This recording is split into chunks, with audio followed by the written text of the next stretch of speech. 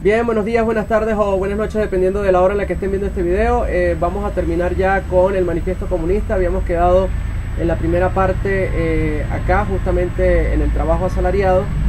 Así que bueno, vamos a tratar de terminar esto lo más pronto posible, ¿no? Sigamos. Todas las objeciones lanzadas contra la forma comunista de apropiación y producción de bienes materiales, se han hecho extensivas a la apropiación y producción de bienes culturales. Del mismo modo que el burgués piensa que el cese de la propiedad clasista equivale al cese de la misma producción, piensa asimismo que la supresión de la educación clasista equivale prácticamente a la supresión de la educación sin más. La educación, cuya pérdida lamenta el burgués, no es otra cosa, para la aplastante mayoría de la población, que el adiestramiento para el manejo de la máquina. Pero ¿por qué discutís con nosotros acerca de la supresión de la propiedad burguesa, aplicando criterios basados en vuestras ideas burguesas acerca de la libertad, la educación, el derecho, etc.? Vuestras mismas ideas son producto de las relaciones burguesas de producción y propiedad, del mismo modo que vuestro derecho no es otra cosa que la voluntad de vuestra clase elevada a ley, una voluntad cuyo contenido se deduce de las condiciones materiales de vida de vuestra clase. Esa idea interesada que os hace convertir vuestro régimen social de producción y propiedad, régimen transitorio en cuanto que resultado de la historia, en una ley eterna de la naturaleza y la razón, la tenéis en común con todas las clases dominantes ya periclitadas. Lo que os parece comprensible respecto a la propiedad en la antigüedad y os parece asimismo comprensible respecto a la propiedad feudal, no sois capaces de comprenderlo en el caso de la propiedad burguesa. Supresión de la familia. Hasta los más radicales se exaltan escandalizados ante este propósito execrable de los comunistas. ¿Pero en qué se basa la familia actual, la burguesa? Se basa en el capital, en el lucro privado. Solo para la burguesía se da una familia en sentido pleno, cuya contrapartida está en la forzosa carencia de familia de los proletarios y en la prostitución pública.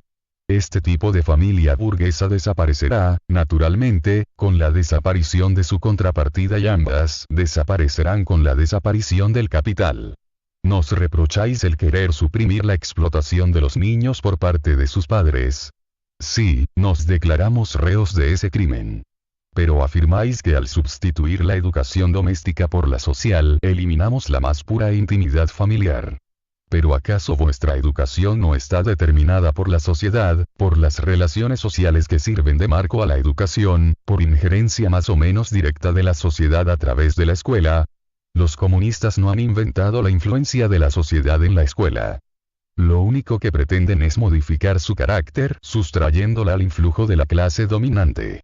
La retórica burguesa acerca de la familia y la educación, acerca de la intimidad familiar entre padres e hijos, resulta tanto más repugnante cuanto que con la extensión de la gran industria se van desgarrando todos los lazos de las familias proletarias y los niños se van transformando en meros artículos de comercio e instrumentos de trabajo. Pero vosotros los comunistas, nos grita a coro toda la burguesía, queréis implantar la comunidad de mujeres. El burgués ve en su mujer un simple instrumento de producción y como ha oído que los instrumentos de trabajo deben ser explotados en común, no puede menos de pensar que también a las mujeres les aguarda el destino de la colectivización. No puede ni imaginarse que de lo que se trata precisamente es de suprimir la situación de la mujer como mero instrumento de producción. Por lo demás hay algo más ridículo que ese espanto de nuestros burgueses, con estridencias de alta moral, ante la pretendida colectivización oficial de las mujeres por parte de los comunistas. Los comunistas no necesitan implantar la comunidad de mujeres ya que ésta se ha dado casi siempre. Nuestros burgueses no se contentan con el hecho de tener a su disposición las mujeres e hijas de sus proletarios, dejando aparte la prostitución oficial, sino que hallan el mayor de los placeres en la recíproca seducción de sus propias mujeres. En realidad, el matrimonio burgués equivale ya a la comunidad de las esposas. A lo sumo, se podría reprochar a los comunistas el querer implantar una comunidad de mujeres oficial y sin tapujos en lugar de la que ahora se da con velada hipocresía. Ni que decir tiene, por lo demás, que con la supresión de las relaciones de producción ahora vigentes, ha de desaparecer también la comunidad de mujeres que de ella deriva, es decir, tanto la prostitución oficial como la inoficial. También se ha reprochado a los comunistas el querer suprimir la patria, la nacionalidad. Los obreros no tienen patria. No es posible quitarles lo que no tienen. En cuanto que el proletariado tiene por objetivo inmediato la conquista del poder político para constituirse en clase nacional, en nación, el proletariado es nacional, aunque en un sentido muy diferente al de la burguesía. Ya el desarrollo de la burguesía, con la libertad de comercio, el mercado mundial y la uniformización de la producción industrial y de las correspondientes formas de vida, va haciendo que se esfumen paulatinamente los aislamientos y antagonismos nacionales. El dominio del proletariado acelerará esa extinción. Su acción conjunta, por lo menos la del proletariado de las naciones más civilizadas, es una de las primeras condiciones de su liberación. A medida que se vaya eliminando la explotación de unos individuos por otros, se irá eliminando paralelamente la explotación de unas naciones por otras. Desaparecido el antagonismo de clases en el interior de una nación, desaparecerá la actitud hostil de unas naciones para con otras. Las acusaciones lanzadas contra el comunismo desde el plano religioso, filosófico, o ideológico en general, no merecen mayores comentarios. No hace falta una agudeza especial para comprender que, al cambiar las condiciones de vida de los hombres, sus relaciones sociales y su existencia social, se modificarán y asimismo sus ideas, sus concepciones, en una palabra, su misma conciencia. ¿Qué otra cosa demuestra la historia de las ideas sino que las producciones del espíritu se transforman con la producción material?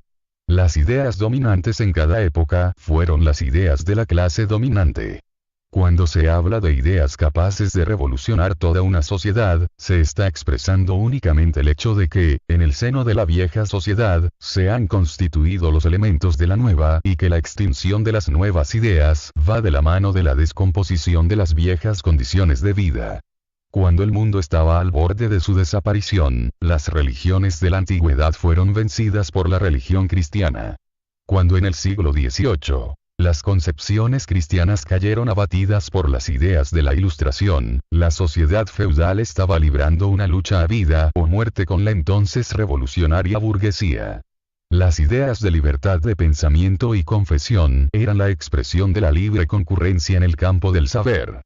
Se nos dirá, sin embargo, que las ideas religiosas, morales, filosóficas y jurídicas se modificaron, ciertamente, en el curso del desarrollo histórico. Pero la religión, la moral, la filosofía, la política y el derecho siempre prevalecieron en este cambio.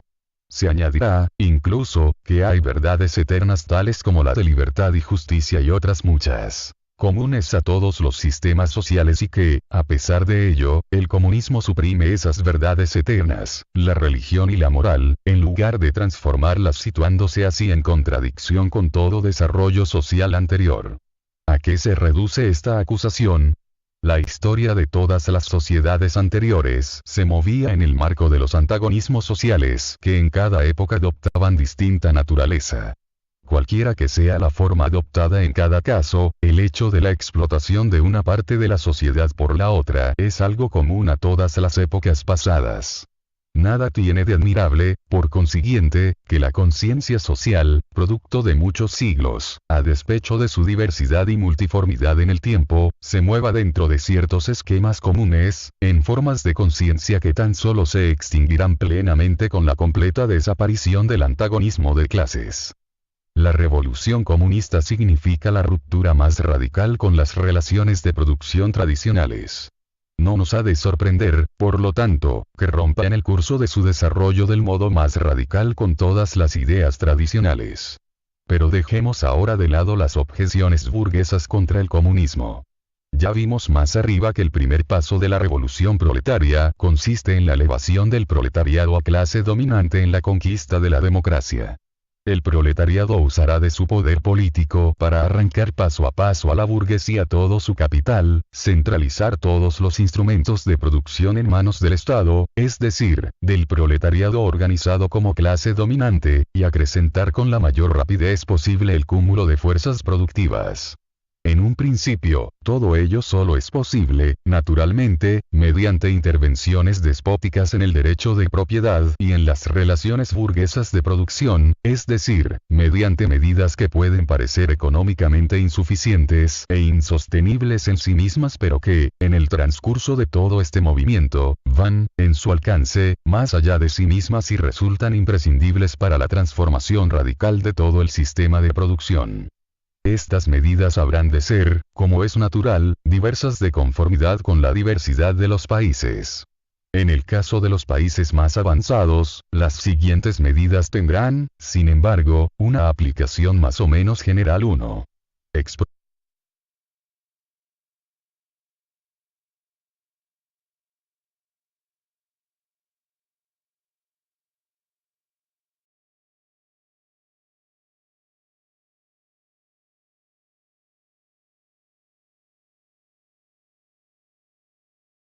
Claro, esto era exclusivamente para los países donde existiese una industria moderna bastante avanzada, ¿no?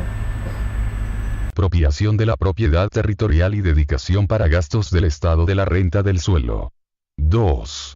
Impuesto fuertemente progresivo. 3. Supresión del derecho de herencia.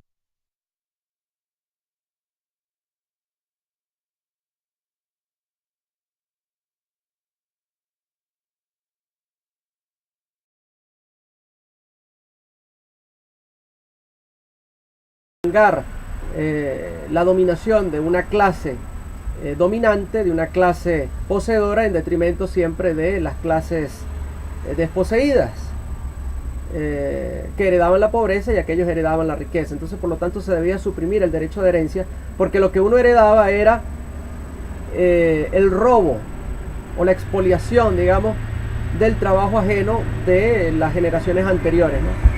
Entonces, por eso ellos decían que se debía suprimir el derecho de herencia, ¿no? Un disparate, pero bueno, parecía muy lógico, pero eso lo que a la final lleva es que un grupo de oportunistas desplace a la vieja burguesía para después ellos erigirse como la nueva burguesía, y a la final pues nada cambia, lo único que van a cambiar son los rostros y las personas, ¿no? Pero el sistema pues seguiría igual, ¿no? Quitarles a unos para volver ricos a otros que no han hecho nada, ¿no? Es decir, vamos a cambiar de unos ladrones por otros, pues. 4. Confiscación de la propiedad de todos los emigrados políticos y rebeldes. 5. Centralización del crédito en manos del Estado. 6. Centralización de la red de transportes en manos del Estado. 7. Ampliación del número de fábricas nacionales, instrumentos de producción, rotulación y mejora de terrenos de acuerdo con un plan general. 8. Imposición a todos de la obligación de trabajar. Organización de ejércitos industriales, especialmente para la agricultura. 9. Explotación combinada de la agricultura y la industria. Intervención encaminada a la eliminación gradual de diferencias entre la ciudad y el campo. 10. Educación pública y gratuita de todos los niños. Eliminación del trabajo fabril de los niños en su forma actual. Interacción coordinada entre la educación y la producción material. Cuando, en el transcurso de este proceso, vayan desapareciendo las diferencias de clase y la totalidad de la producción se halle en manos de los individuos asociados, el poder público perderá su carácter político. El poder político en su sentido más genuino no es sino el poder organizado de una clase para la opresión de las otras. Cuando el proletariado se una forzosamente como clase en su lucha contra la burguesía, se constituye en clase dominante mediante la revolución y como tal clase dominante suprima por la fuerza las viejas relaciones de producción, suprimirá con ellas la condición misma de los antagonismos de clase, las clases como tales y su propia dominación de clase. En lugar de la vieja sociedad burguesa, con sus clases y antagonismos de clases, surgirá una asociación en la que el libre desarrollo de cada uno será la condición para el libre desarrollo de los demás.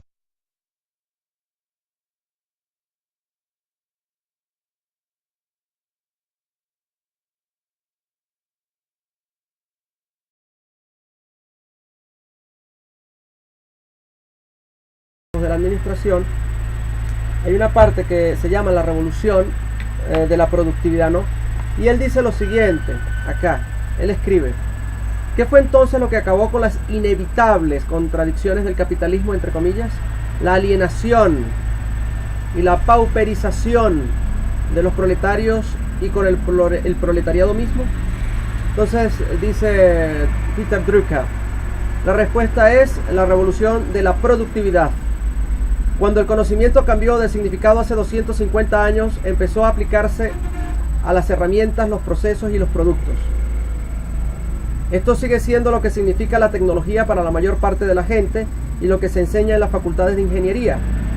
Para la revolución de la productividad había empezado 2 años antes.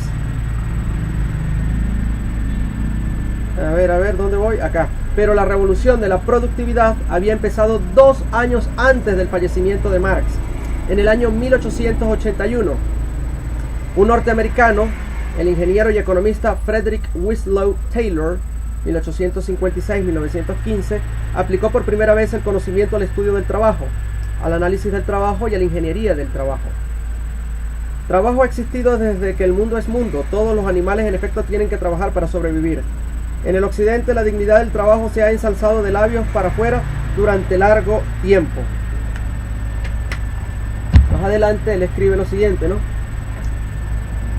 El trabajo no merecía la atención de la gente culta, de los ricos, de la gente de autoridad. Esto para mediados del siglo XIX, ¿no? Trabajo era lo que hacían los esclavos. Todo el mundo sabía, entre comillas, que la única forma de que un trabajador podía producir más era trabajando más horas o trabajando más fuerte. Marx compartía esta creencia con los economistas e ingenieros del siglo XIX. Circunstancias ajenas a su voluntad llevaron a Taylor, que era un hombre acomodado, bastante pudiente y muy bien educado, a ser obrero de fábrica. La mala vista le impidió seguir estudios en Harvard y en cambio aceptó un puesto en una fundición de hierro. Siendo altamente dotado, muy pronto ascendió y se convirtió en uno de los jefes. Sus inventos para la industria metalúrgica lo hicieron un hombre muy rico a muy temprana edad. Lo que lo llevó a estudiar el trabajo fue el haber observado directamente el odio recíproco entre capitalistas y trabajadores, que había llegado a dominar en la última parte del siglo XIX. En otras palabras, Taylor vio lo mismo que vieron Marx, Disraeli, Bismarck y Henry James, pero también vio algo que ellos no vieron, que el conflicto era innecesario. Entonces se propuso hacer productivos a los trabajadores para que pudieran ganar un ingreso decoroso. Bien, esto es muy interesante. Él habla aquí también, a pie de nota, a pie de página: no existe todavía una historia del trabajo, pero tampoco existe una historia del conocimiento, por más que se haya filosofado sobre él. Ambos debieran ser temas importantes de estudio durante los próximos decenios, o por lo menos durante el próximo siglo, ¿no? Entonces hay que ver eso. Es muy importante este aspecto, ¿no?, de lo que fue ese estudio, ¿no?, del análisis del trabajo y de la ingeniería del trabajo, que ayudó a incrementar la productividad y que hizo simple y llanamente que todo eso que vislumbraba Marx se fuera por la borda, ¿no? Él pensaba que, bueno, el capitalismo iba a sucumbir ya para finales del siglo XIX y principios del siglo XX. No fue así, simplemente mutó.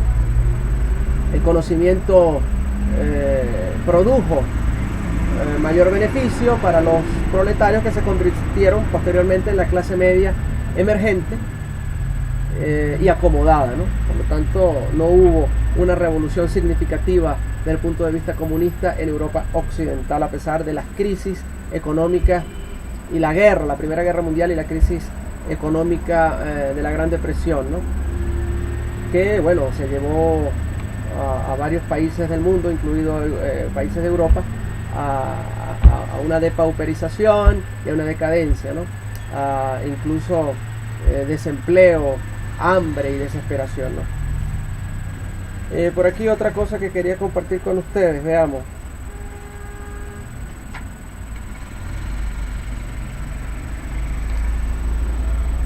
Veamos acá, aquí por lo menos. Pero mientras que la industrialización desde el comienzo significó mejora material y no la célebre pauperización de Marx, la velocidad del cambio fue tan desconcertante que resultó profundamente traumática. La nueva clase, los proletarios, se alienaron, entre comillas, para usar el término marxista. Su alienación, según predecía Marx, haría inevitable su explotación, puesto que para su subsistencia dependerían totalmente de los medios de producción, y estos eran de propiedad del capitalista que los controlaba. En esta forma, la propiedad se concentraría cada vez más en unas pocas manos y entidades más grandes, y el proletariado impotente se empobrecería cada vez más, hasta el día en que el sistema se derrumbara por su propio peso y los pocos capitalistas que quedaran fueran derrocados por los proletarios, quienes no tenían nada que perder sino sus cadenas, entre comillas, ¿no? Hoy sabemos que Marx fue un falso profeta. Ocurrió exactamente lo contrario de lo que él predijo. Pero esto es una visión retrospectiva. La mayoría de sus contemporáneos compartían su punto de vista sobre el capital, aun cuando no necesariamente sus predicciones sobre el resultado. Incluso antimarxistas aceptaban el análisis de Marx sobre las contradicciones intrínsecas del capitalismo, ¿no? Algunos confiaban en que la fuerza militar mantendría a raya a la chusma proletaria, y ese era aparentemente el criterio del más grande de los capitalistas del siglo XIX, el banquero norteamericano J.P. Morgan, nacido en 1837, fallecido en 1913. Los liberales de toda calaña creían que de alguna manera podía haber reforma y mejora, pero la convicción de que la sociedad capitalista era una sociedad de inevitable conflicto de clases, prácticamente en toda persona pensante de finales del siglo XIX la compartía con Marx. Y en realidad, hacia 1910, la mayoría de las personas pensantes, entre comillas, por lo menos en Europa, pero también en el Japón, se inclinaban al socialismo.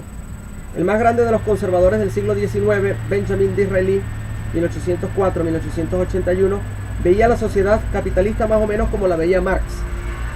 Lo mismo su contemporáneo conservador en el continente, Otto von Bismarck, 1815-1898, el canciller de hierro de Alemania, a quien esta idea lo motivó después de 1880 para promulgar la legislación social que produjo más tarde el Estado paternalista del siglo XX. Fue Bismarck, precisamente, ¿no? Un conservador. Luego, el crítico social conservador y novelista norteamericano Henry James, 1843-1916, cronista de la riqueza de su país y de la aristocracia europea, estaba tan obsesionado con la guerra de clases y con el temor que ella le producía que hizo de esta el tema de su más inquietante novela, The Princess Casamassima. La escribió en el año 1883, el mismo año de la muerte de Karl Marx. Bien, sigamos acá. Capítulo 3. Literatura socialista y comunista. 1. El socialismo reaccionario. Al socialismo feudal. Las aristocracias inglesa y francesa estaban llamadas, por su posición social, a escribir panfletos contra la moderna sociedad burguesa. En la Revolución Francesa de julio de 1830 y en el movimiento reformista inglés, hubo de sucumbir una vez más ante el odiado advenedizo. A partir de ahí, toda lucha política seria quedaba muy fuera de sus posibilidades. No le quedaba otro recurso que el de la lucha con la pluma. Pero la vieja retórica de la época de la Restauración había perdido toda vigencia, incluso en el campo de la literatura.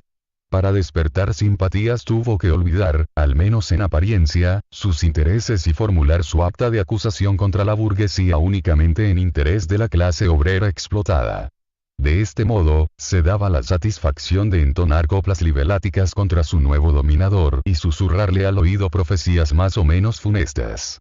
Así surgió el socialismo feudal, mitad lamento fúnebre, mitad pasquín.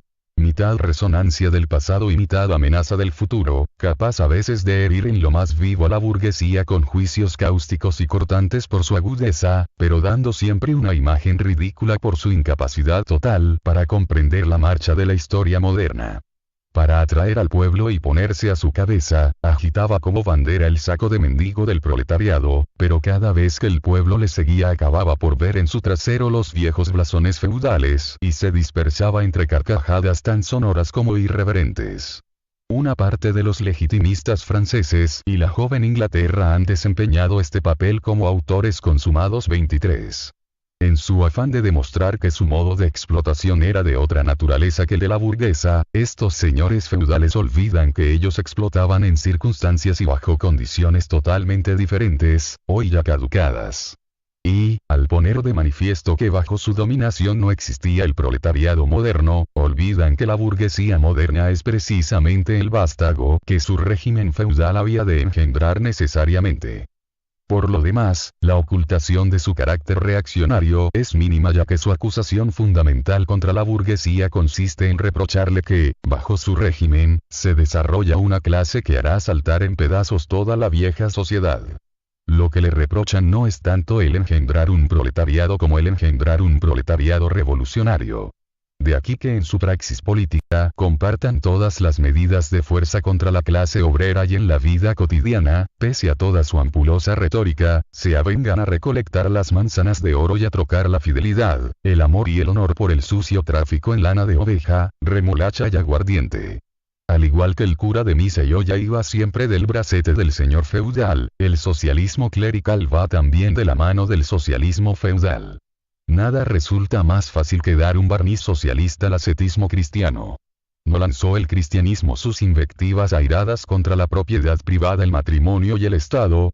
¿Acaso no predicó en sustitución de todo ello la caridad, la limosna, el celibato y la mortificación de la carne, el monacato y la iglesia?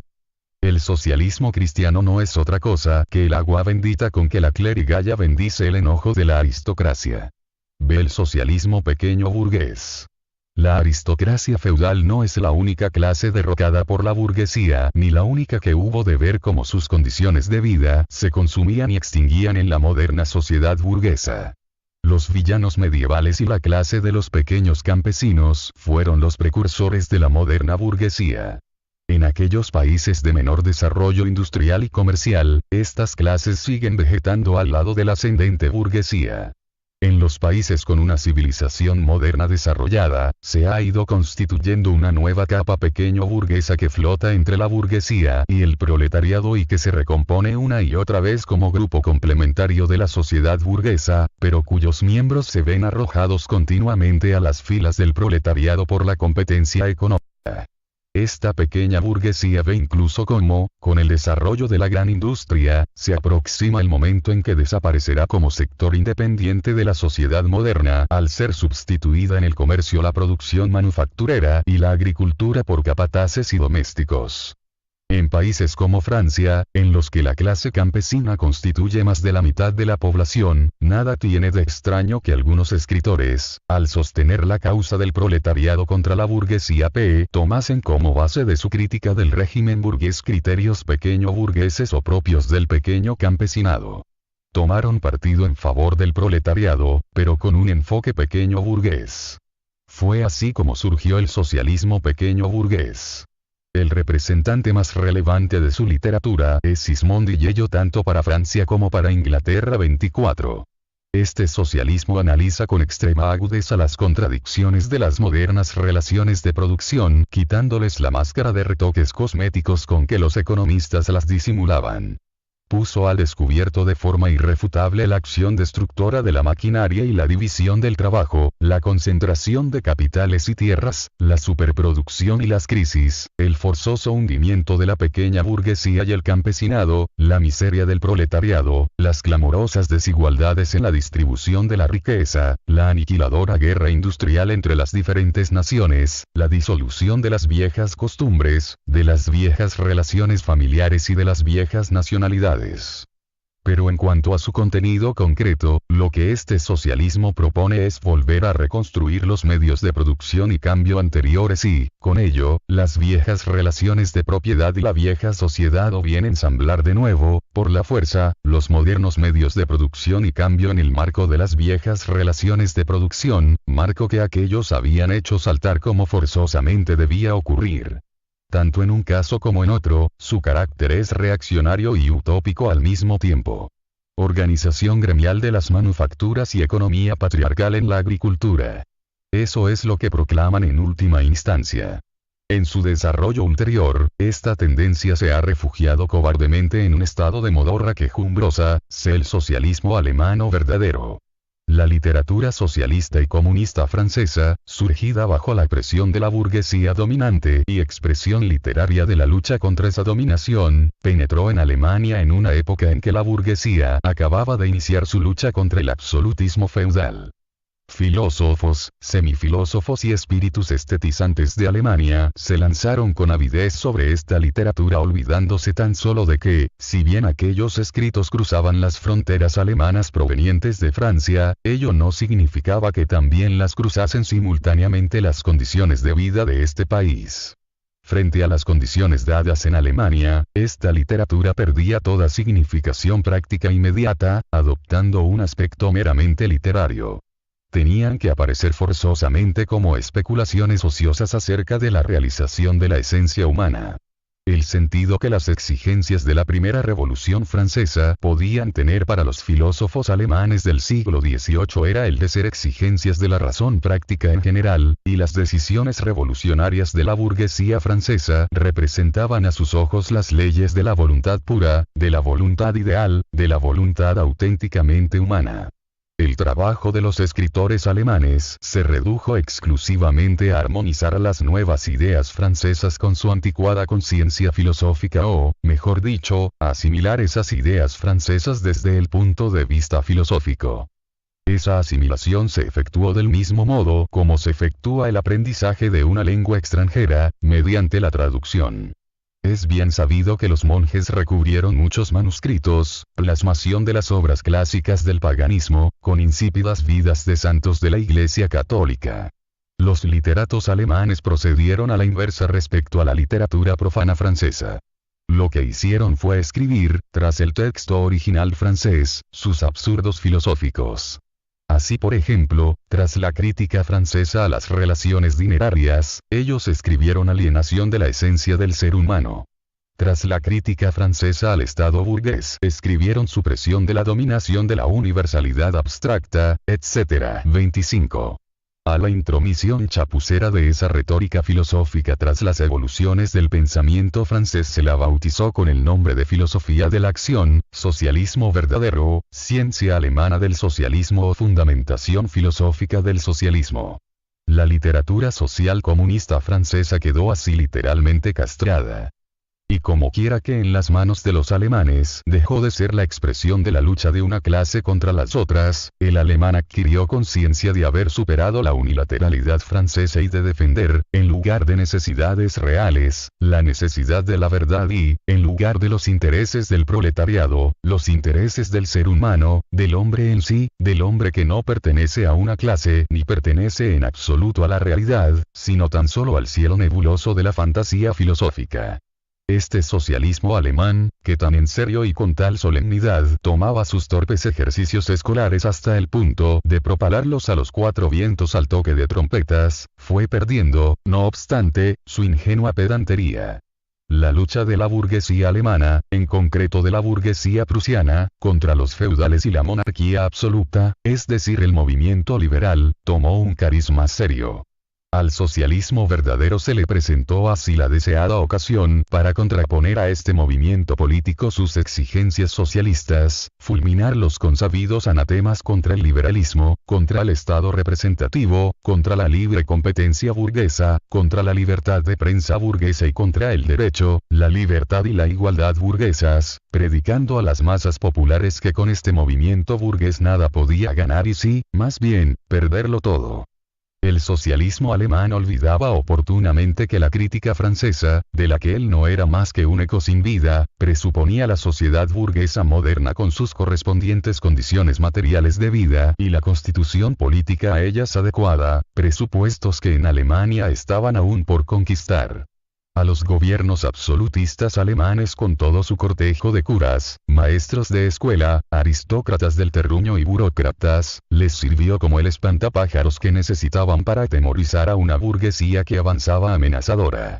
Constituía el trago reconfortante que esos mismos gobiernos daban a los obreros después de la implacable ración de latigazos y descargas de fusil como pago por sus revueltas. Si bien el socialismo verdadero constituía, bajo este aspecto, un arma en manos de los gobiernos contra la burguesía alemana, al mismo tiempo representaba de modo inmediato intereses reaccionarios, los intereses de la baja burguesía. Proveniente del siglo XVI y resurgida una y otra vez bajo formas muy diversas, esta pequeña burguesía constituye la auténtica base social del orden vigente. Mantenerla equivale a mantener el estado de cosas actual en Alemania. La dominación industrial y política de la burguesía le inspira el temor de su segura desaparición, debida por una parte a la concentración del capital y, por otra, al surgimiento de un proletariado revolucionario. El socialismo verdadero le pareció el modo de matar los dos pájaros de un tiro y se extendió entre ella como una epidemia. El ropaje tejido con las telarañas de la especulación, bordado con exquisitas flores retóricas y empapado del sentimentalismo de la embriaguez amorosa, ropaje ampuloso en que los socialistas alemanes envolvían sus escuálidas verdades eternas, contribuyó a aumentar entre ese público la venta de su mercancía. El socialismo alemán, por su parte, se identificó crecientemente con este papel de fatuo representante de esta burguesía filistea. Proclamó que la nación alemana era la nación modélica y el pequeño burgués filisteo alemán, el hombre ejemplar. Detrás de cada una de las bajezas de este tipo humano venía a descubrir un sentido socialista oculto y sublime que le hacía significar lo contrario. Consecuente hasta el final, se alzó para enfrentarse a la tendencia burdamente destructiva del comunismo y anunció su egregia imparcialidad por encima de toda lucha de clases. Salvo muy raras excepciones, todo cuanto en Alemania circula en calidad de publicaciones pretendidamente socialistas o comunistas pertenece a este tipo de literatura vil y enervante. 2. El socialismo burgués o conservador. Una parte de la burguesía desea mitigar los males sociales al objeto de asegurar la permanencia de la sociedad burguesa. Cabe contar aquí a los economistas, a los filántropos, a los humanitarios, a los promotores de la mejora de la situación de las clases trabajadoras, a los organizadores de la beneficencia, a los miembros de la Sociedad Protectora de Animales, fundadores de asociaciones en pro de la frugalidad y a los más pintorescos reformadores de vía estrecha. También este socialismo burgués ha sido objeto de grandes elaboraciones sistemáticas. Vamos a aducir como ejemplo la filosofía de la miseria, de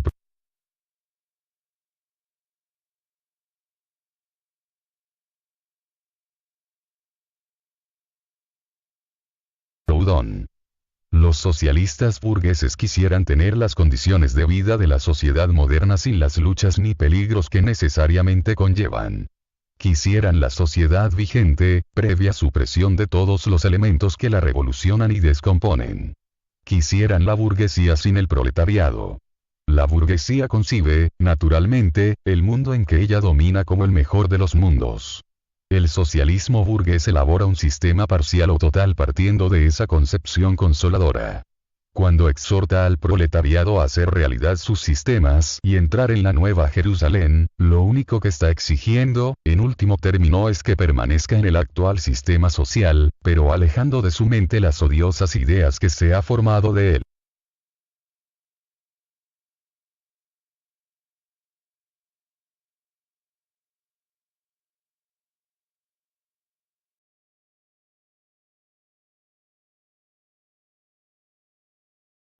Del anarquismo, él decía que la revolución se iba a llevar a cabo única y exclusivamente con la clase campesina, o con los campesinos, digamos. En tanto que Marx decía que no, que la revolución sería impulsada por los proletarios, ¿no? Por los obreros. Entonces, claro, esto forma parte de una de las disensiones o discrepancias entre Marx y Proudhon. Una segunda modalidad menos sistemática, pero tanto más práctica de socialismo trata de enfriar cualquier iniciativa revolucionaria de la clase obrera, haciéndole ver que no es tal o cual reforma política lo que le reportará ventajas, sino tan solo la modificación de sus condiciones materiales de vida, de su situación económica.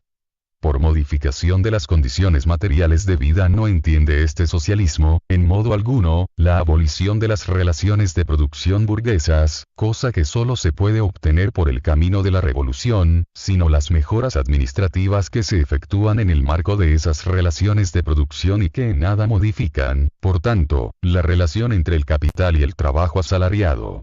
En el mejor de los casos, esas mejoras reducen los costos de la dominación burguesa y simplifican el presupuesto de su Estado.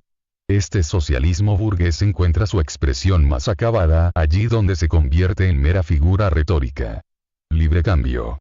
En interés de la clase trabajadora. Protección aduanera. En interés de la clase trabajadora. Prisiones celulares. En interés de la clase trabajadora, esta es la consigna definitiva, la única que el socialismo burgués toma realmente en serio.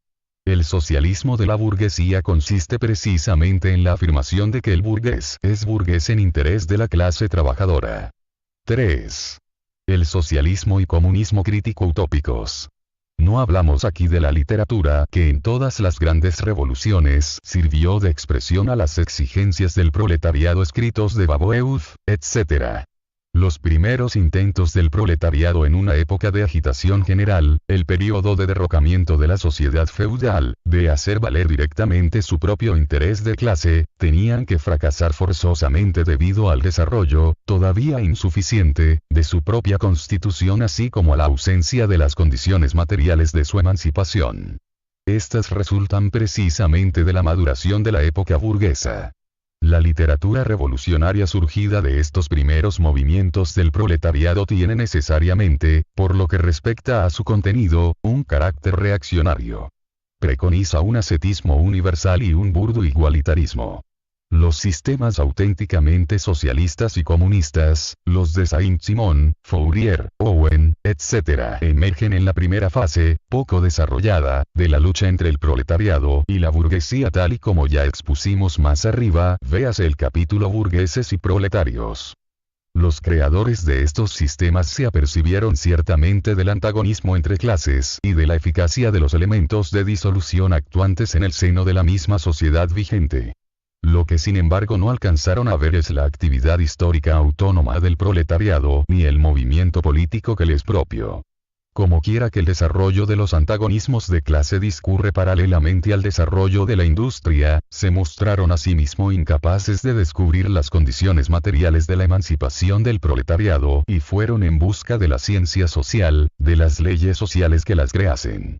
En lugar de la actividad social, había de intervenir su actividad inventiva personal. En lugar de las condiciones históricas de la emancipación, condiciones fantásticas. En lugar de la organización paulatina del proletariado como clase, la organización de la sociedad que sus propias mentes urdían. La historia universal venidera se reduce, para ellos, a la propaganda y puesta en práctica de sus proyectos sociales. Abrigan, de seguro, la conciencia de que con sus proyectos defienden los intereses de la clase obrera como clase más mortificada, pues el proletariado existe para ellos, tan solo bajo ese aspecto de clase más mortificada. La forma todavía poco desarrollada de la lucha de clases y la posición social propia les hacen creerse muy por encima de los antagonismos de clase. Pretenden mejorar las condiciones de vida de todos los hombres de la sociedad, incluidos los más acomodados. Por lo tanto, apelan a toda la sociedad sin hacer distinciones, e incluso con preferencia a la clase dominante. Pues basta conocer su sistema, piensan, para reconocer en él el mejor plan para la mejor de las sociedades posibles. Por ello repudian toda acción política y de modo explícito la revolucionaria, y quieren alcanzar su meta por la vía pacífica, intentando abrir camino al nuevo evangelio social con el poder del ejemplo, mediante pequeños experimentos que acaban, como es natural, en el fracaso. Sus descripciones fantásticas de la sociedad del futuro nacen en una época en que el proletariado está aún en desarrollo incipiente y en consecuencia apenas tiene, él mismo, una idea fantástica de su propia situación y responden a su impulso primario, intuitivo, de transformación general de la sociedad. Pero estos escritos socialistas y comunistas constan también de elementos críticos. Atacan todos los fundamentos de la sociedad vigente y han suministrado por ello materiales valiosísimos para la ilustración de los obreros. Sus tesis positivas sobre la sociedad futura, por ejemplo la supresión de la oposición entre la ciudad y el campo, de la familia, de la ganancia privada, del trabajo asalariado, la proclamación de la armonía social, la conversión del Estado en mera administración de la producción, todas esas tesis expresan únicamente el escamoteo del antagonismo de clases, antagonismo que tan solo conocen en su primera indeterminación amorfa, precisamente porque apenas ha iniciado su desarrollo. Por ello, esas tesis, en sí mismas, tienen todavía un sentido puramente utópico. La importancia del socialismo y comunismo crítico utópicos está en proporción inversa al desarrollo histórico. En la misma medida en que la lucha de clases se desarrolla y se vertebra, esta ilusión de flotar por encima de la misma o de combatirla con quimeras pierde todo valor práctico, toda justificación teórica. Por ello, aun cuando los autores de estos sistemas fuesen revolucionarios en más de un aspecto, sus discípulos fundan en todos los casos sectas reaccionarias. Frente al avance histórico del proletariado, ellos se mantienen aferrados a las viejas concepciones de sus maestros. Consecuentemente tratan de quitar virulencia a la lucha de clases y conciliar los antagonismos. Sueñan todavía con la realización experimental de sus utopías sociales, con la fundación de falansterios aislados, la creación de colonias de metrópoli y la instauración de una pequeña Icaría, edición en miniatura de la Nueva Jerusalén. Y para la construcción de todos estos castillos en el aire, se ven obligados a apelar a la filantropía cordial y a la bolsa del burgués. Poco a poco se van integrando en la categoría de los socialistas conservadores o reaccionarios, y lo único que los distingue de ellos es su pedantería más sistemática, la fanática superstición con que confían en los milagrosos efectos de su ciencia social. Se oponen por ello encarnizadamente a todo movimiento político de los obreros que, a su juicio, solo puede provenir de la ciega incredulidad en el nuevo evangelio. Los owenistas ingleses y los fourieristas franceses reaccionan respectivamente contra cartistas y reformistas. 4. Posición de los comunistas respecto a los diferentes partidos de la oposición.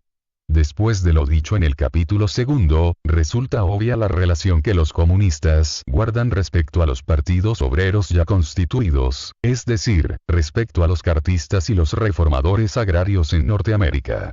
Los comunistas luchan por la consecución de los objetivos e intereses inmediatos, pero en el movimiento actual representan al mismo tiempo el futuro de ese movimiento.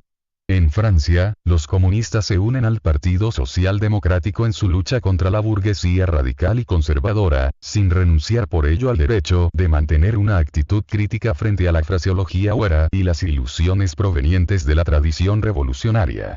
En Suiza, dan soporte a los radicales sin perder de vista que este partido se compone de elementos contradictorios, de demócratas socialistas en sentido francés, por una parte, y de burgueses radicales por otra.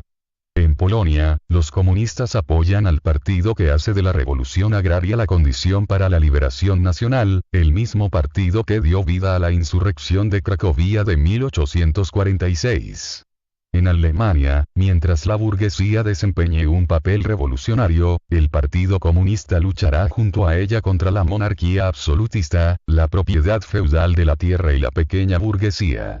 Pero no desaprovechará ningún momento para ir forjando entre los obreros una conciencia lo más clara posible acerca de la oposición hostil entre burguesía y proletariado, al objeto de que los obreros alemanes hagan de las condiciones sociales y políticas que la burguesía implantará con su dominación otras tantas armas que dirigirán de inmediato contra esa misma burguesía. Tras el derrocamiento de las clases reaccionarias, dará así comienzo en Alemania la lucha contra la burguesía misma. Los comunistas concentran especialmente su interés en Alemania por estar en vísperas de una revolución burguesa y porque esta convulsión social se da en una situación más avanzada de la civilización europea y con un proletariado bastante más desarrollado que el existente en la situación de Inglaterra en el siglo XVII o en Francia en el siglo XVIII. De este modo, la revolución burguesa alemana no puede ser sino el preludio inmediato de una revolución proletaria. En una palabra, los comunistas apoyan en todas partes cualquier movimiento revolucionario que vaya contra el orden social y político vigente. En todos los movimientos destacan la cuestión de la propiedad, cualesquiera que sea la forma más o menos desarrollada que haya revestido esta, como la cuestión fundamental de los mismos. Finalmente los comunistas se esfuerzan por doquier en favor de la unión y el entendimiento entre los partidos democráticos de todos los países. Los comunistas consideran despreciable el ocultar sus opiniones e intenciones. Proclaman abiertamente que sus objetivos tan solo se pueden alcanzar mediante el derrocamiento violento de todo el orden social preexistente, que las clases dominantes tiemblen ante una revolución comunista. Los proletarios nada tienen que perder en ella, salvo sus cadenas. Y tienen un mundo que ganar. Proletarios de todos los países,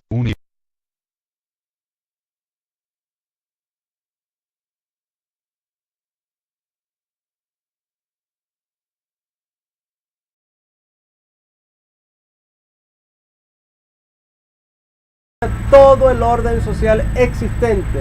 Los proletarios solo tienen sus cadenas que perder y un mundo que ganar, ¿no? Proletarios del mundo unidos. Aquí es fundamental resaltar el hecho de que solo se puede, escribe Marx y Engels, de puño y letra, ¿no? Solo puede alcanzarse derrocando por la violencia todo el orden social existente, ¿no?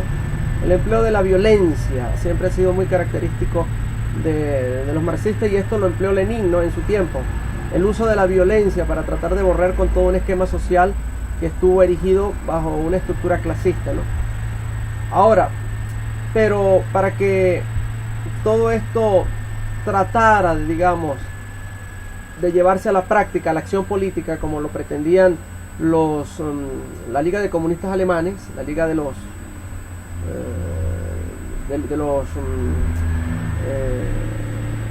iguales, ¿verdad? Allá en Alemania, tuvieron que pasar alrededor de 70 años antes de que llegase la oportunidad, digamos, de hacer un experimento práctico con este plan. Tentativas como la Revolución de 1848 en París, el alzamiento obrero que fue sofocado a costa de 10.000 vidas, o la Commune, o golpe comunista realizado en Francia, digamos, al concluir la guerra franco-prusiana, ya para el año 1871, no fueron sino, digamos, los balbuceos fracasados premonitorios de la prueba decisiva. Luego, el trabajo de preparación estuvo a cargo de las internacionales, que eran organizaciones socialistas internacionales de trabajadores. La primera se constituyó en 1865 en Londres bajo la dirección del propio Marx. En el desarrollo de las labores de esta internacional se separaron de los marxistas ortodoxos los anarquistas de Bakunin. Luego viene la segunda internacional, que fue fundada en 1889 en París. Duró hasta el comienzo de la Primera Guerra Mundial aproximadamente, y en el curso de su existencia se desmembró la rama del socialismo evolutivo o reformista de Bernstein, ¿no? que es la socialdemocracia, digamos. El socialismo de evolución, gradualista, reformista, que criticó dos aspectos fundamentales del marxismo ortodoxo, ¿no? Que fue la dictadura del proletariado y la lucha de clases, ¿no? Luego la tercera internacional quedó constituida en Moscú en el año 1919, después de terminada la Primera Guerra Mundial, bajo el control del comunismo soviético. Y la cuarta, la trotskista, tuvo sedes sucesivas en varias ciudades de Europa y América, después que Trotsky fue desterrado de Rusia en el año 1923, ¿no? Posteriormente, la prueba decisiva, ¿no? Para el comunismo y quizá para el hombre de ese tiempo es la Revolución Rusa, ¿no? Al concluir ya la segunda década de nuestra centuria, Rusia era uno de los países más atrasados de Europa. Imperaba allí un régimen monárquico absolutista en lo político y de características feudales en lo económico y social, ¿no? El liberalismo de los siglos XVIII y XIX apenas tocó Rusia. Y las nuevas tendencias revolucionarias solo se tradujeron en acciones terroristas incoherentes y negativas, como aquellas de que fue protagonista el nihilismo. A fines del siglo XIX se formaron partidos de filiación socialista, como el social revolucionario, que pronto se dividió en dos bandos: los mencheviques o minoría y los bolcheviques o mayoría, de espíritus más radicales que el primero. Rusia ya pasó a formar parte de la alianza contra Alemania en la Primera Guerra Mundial. la ineptitud y corrupción del gobierno del zar Nicolás II condujeron a la nación al borde del desastre. El hambre y el desaliento prepararon el terreno para la rebelión. Muchas familias en Rusia estaban sumamente molestas e incómodas por la situación de la guerra. Hubo muchísimos muertos del bando ruso, prisioneros, mutilados, personas que perdieron miembros, extremidades, piernas, y bueno, constantemente iban con prótesis. Entonces, bueno, hubo un malestar generalizado en Rusia y bueno, se preparó, ¿no?, el terreno para la rebelión posterior, ¿no? Y bueno, los alemanes, que percibieron ya esa situación de descontento en Rusia, ayudaron a 3 caudillos comunistas exiliados en Suiza, que fueron Lenin y todos sus lugartenientes, digamos, ¿no? Stalin, bueno, Stalin no estoy seguro si estuvo en Suiza, pero Lenin, Trotsky y otros lugartenientes, ¿no? Y los ayudaron a entrar subrepticiamente en Rusia y preparar la revuelta, ¿no? Ya para marzo de 1917, después de una huelga que paralizó al país, se produjo la abdicación del zar, luego más tarde asesinado con toda su familia, y subió al gobierno por espacio de 4 meses el príncipe Lubov, quien fracasó en su propósito de instaurar un régimen democrático parlamentario. Luego fue sucedido por Kerensky con los mencheviques, y bueno, también incapaces de dominar la situación, abrieron paso a que luego, en noviembre, que sería ya octubre según el calendario ruso antiguo, tomara el poder Lenin con sus bolcheviques, ¿no?, cuyo lema era paz, tierra y pan, muy similar al de los adecos, ¿no? Y bueno, ya a principios de 1918, Rusia firma el armisticio de Brest-Litov con Alemania. Y bueno, desde 1818 a 1921 se desarrolla una terrible guerra civil en el que los comunistas rojos, encabezados por Lenin y Trotsky, lucharon contra los ejércitos blancos, que eran rusos anticomunistas, ayudados por tropas mercenarias y voluntarias de toda Europa, ¿no? Vencieron finalmente los comunistas, pero Rusia, agotada por la campaña contra Alemania y por la guerra civil, estaba al borde del colapso mientras se ponían en práctica, bajo el imperio de la primera constitución soviética, los principios del manifiesto comunista. Ya para el año 1921, Lenin adoptó la llamada Nueva Política Económica, NEP, consistente en la restauración parcial del sistema de la libre empresa en pequeña escala. Se permitió el establecimiento o el restablecimiento de ciertas industrias bajo el control privado, se legalizó el comercio minorista, entre otras cosas, ¿no? Con la intención de sostener la vida del pueblo mientras se preparaban los planes del futuro. Es decir, se impulsó lo que Lenin llamó un paso atrás para dar 2 adelante, ¿no? De hecho, muchos de los más acérrimos detractores de Lenin admiten que tenía una capacidad tremenda, ¿no?, como un genio, porque a la vez él poseía la capacidad de ser un conductor político, un gran orador político, y al mismo tiempo un ideólogo, cosa que no es sencilla, ¿no? Ser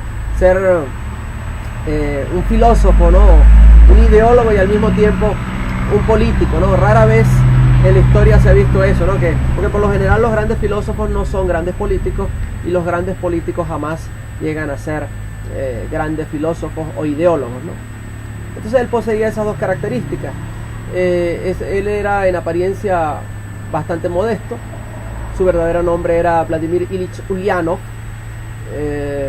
y bueno, nació en el seno de una familia burguesa, ¿no? Curioso, ¿no? Muchos burgueses o pequeños burgueses fueron los que impulsaron estas revoluciones, ¿no? Incluso Marx y Engels sobre todo, era de familia acomodada, de familias industriales, ¿no? Y bueno, y es curioso que el padre del comunismo en Rusia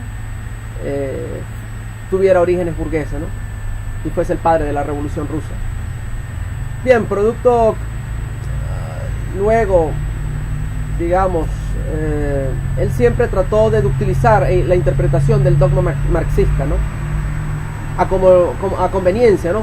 Ejemplo de ello es que si bien la teoría marxista prescribía un país altamente industrializado, de capitalismo sobresaturado y con un gran proletariado como condición precisa para que se impulsara la revolución, que fue realizado por Lenin a la larga en Rusia, realmente Rusia no tenía esas características, no cumplía con lo que predisponía o establecía el marxismo y Marx, ¿no? Que para que existiera la revolución en un país determinado tenía que ser altamente industrializado, con una gran cantidad de proletarios, y bueno, Rusia no cumplía con esas condiciones porque prácticamente Rusia era un país semifeudal, casi sin industrias ni proletariado y con una enorme masa rural, ¿verdad? Una gran masa campesina, ¿verdad? Que apenas,